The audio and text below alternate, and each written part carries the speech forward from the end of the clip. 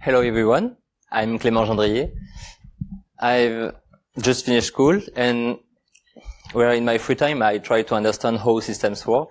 And at one time I reported a vulnerability in the Izly phone application. So today I will present you how I will present you this vulnerability, then how I report it, and finally how it was patched. So firstly, what is Izly? Izly, this is a payment application used in French campuses, mainly to buy meals in university restaurants and cafeteria. You can pay using your cell phone with a QR code or with your student card. Izly has been developed eight years ago by Experience, a branch of BPCA, which is France's second largest banking group. That also develops major applications like Apple Pay, Samsung Pay. So this is a big application, and Izly has been downloaded more than 1 million times, as it is simply indispensable for some students. Firstly, because on campus, it's hard to be able to pay cash, and half of the checkout don't accept credit cards, so you have to use it. And secondly, you get benefits from it as the €1 meals from scholarship holders, and students with precarious situation can benefit from Izly credits. So, how it works?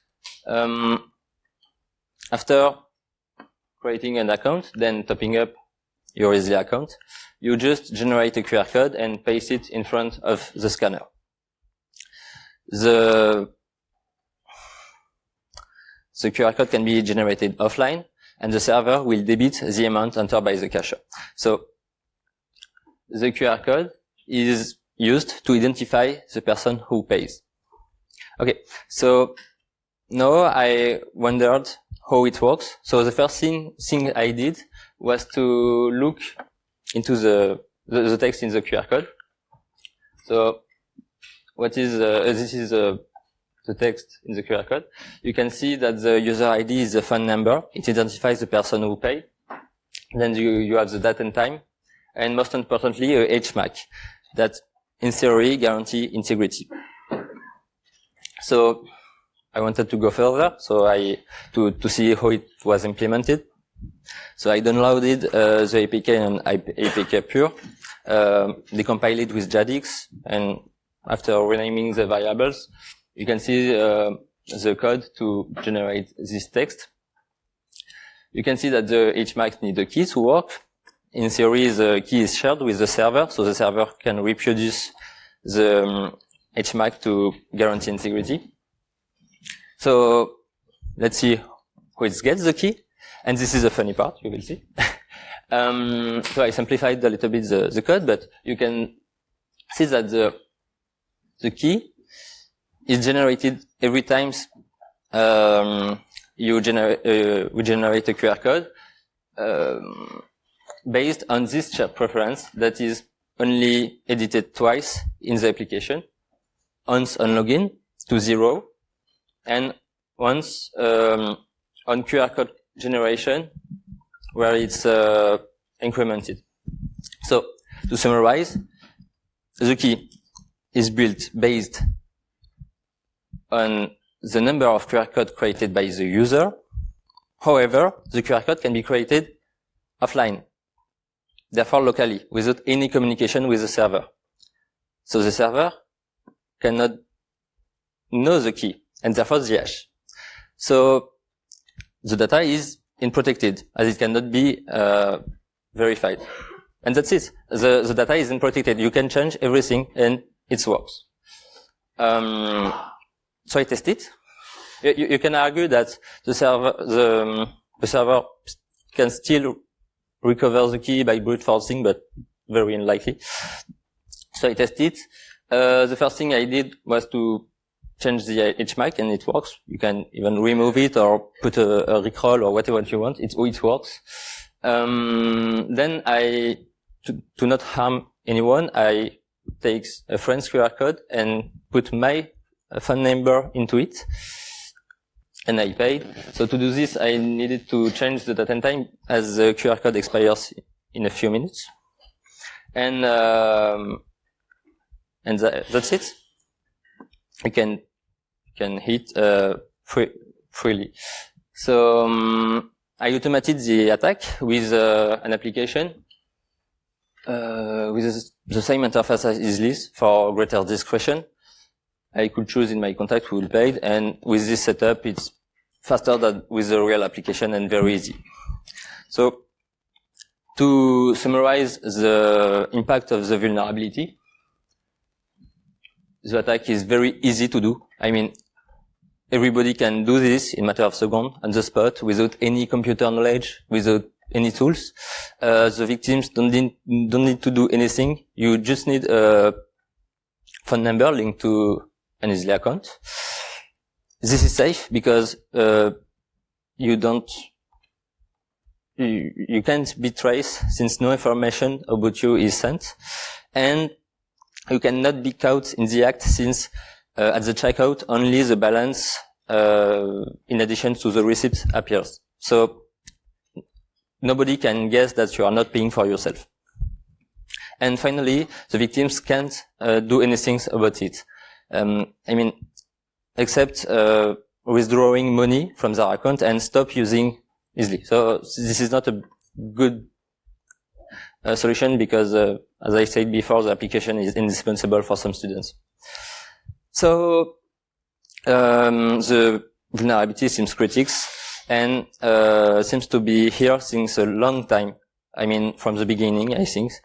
Since firstly, I was told that other students had 4 years earlier found this vulnerability, and moreover, I checked, and in 2017 the vulnerability was there too. So it's been a long time. So I wanted to report it. Before.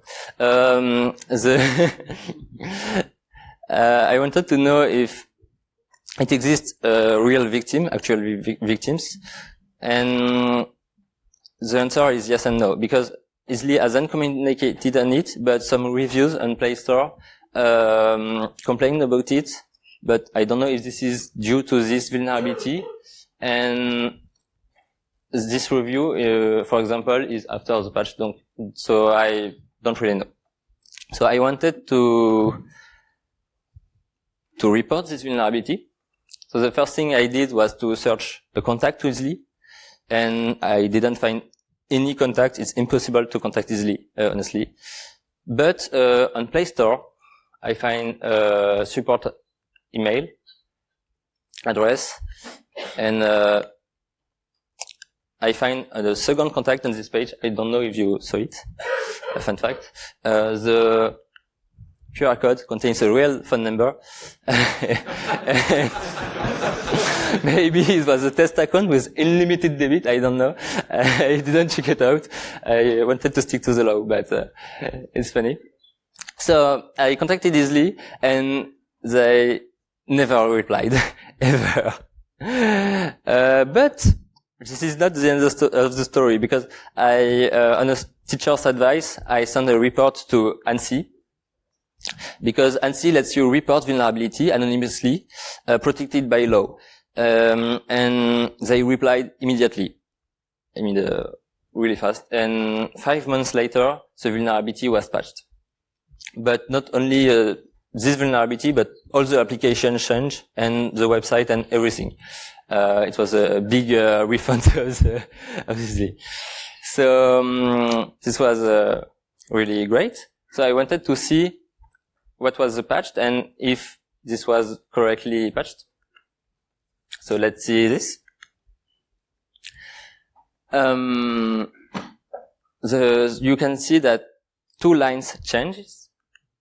The phone number has been replaced by a UID version 4. So this is mostly random numbers. And they added a signature, a real one this time. And you can see that the HMAC is still here, but It's like salt, but it's okay.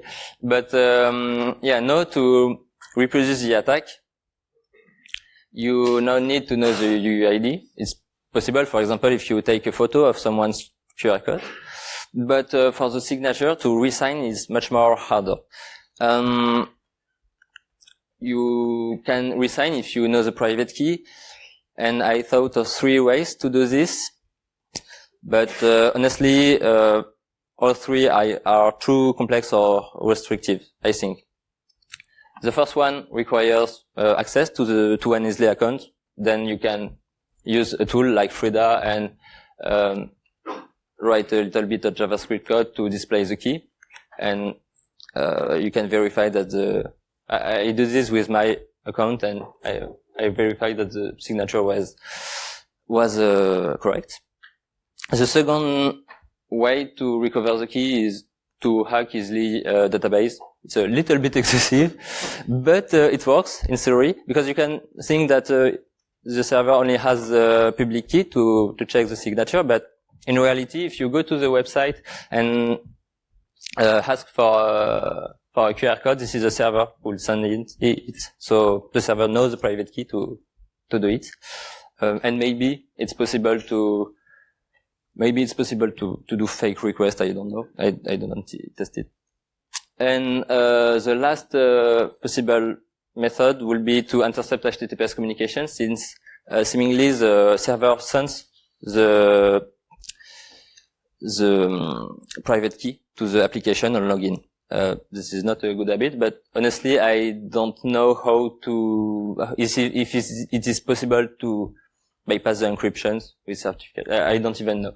So in my opinion, the application has been well patched, and because this is not worth the effort to attack Izly anymore.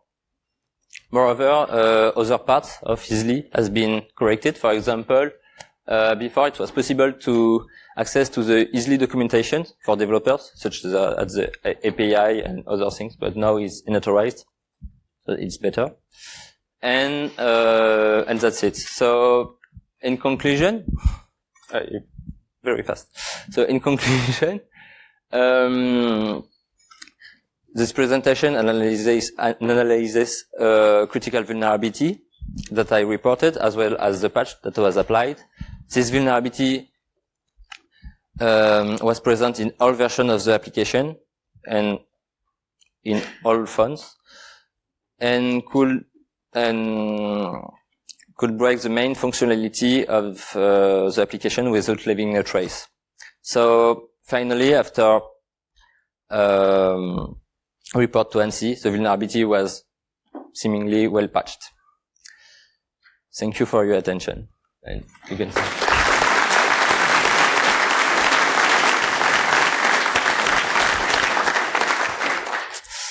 Yeah. And this presentation was to motivate people to search vulnerability, and most importantly, to report vulnerability, because it's not always the case. Thank you.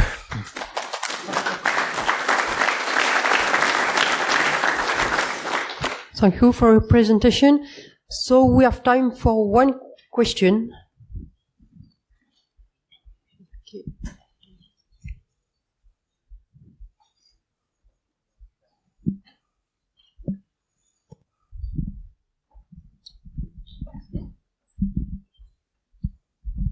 Thank you very much for your presentation. My question was about the private key. I did not understand whether it was a unique key per user. Yeah. Or whether it was I don't know, a private key that was downloaded and packaged with the application. I guess that this is a private key by user, because I didn't check every account and only mine, but okay, because if it is per user and that the user generates the key himself, then I don't see why the server shouldn't trust any key. So maybe I'll dig into that. It's yeah, because I didn't saw anywhere where in the application the key was generated, but I saw communication with the server, and the application recover the key from a communication. So I guess that the server sends the private key to the application. Okay, so it is upon user registration that the server will send the user a private key. In your opinion? Yeah. Okay. Thank you very much.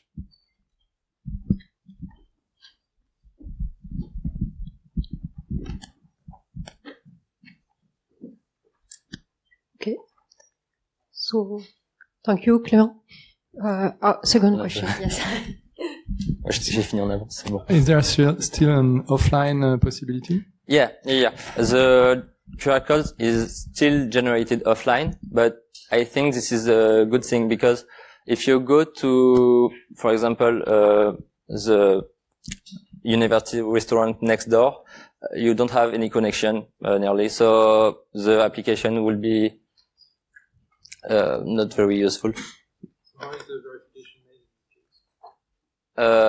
The server knows the public key of the client. Yeah, but it's offline, but the application is offline. But when you paid, the computer of the cashier is connected to the server. So this is offline for the application, but online with this system. So the only some information are by the QR code. Thank you very much. Thank you, Clément.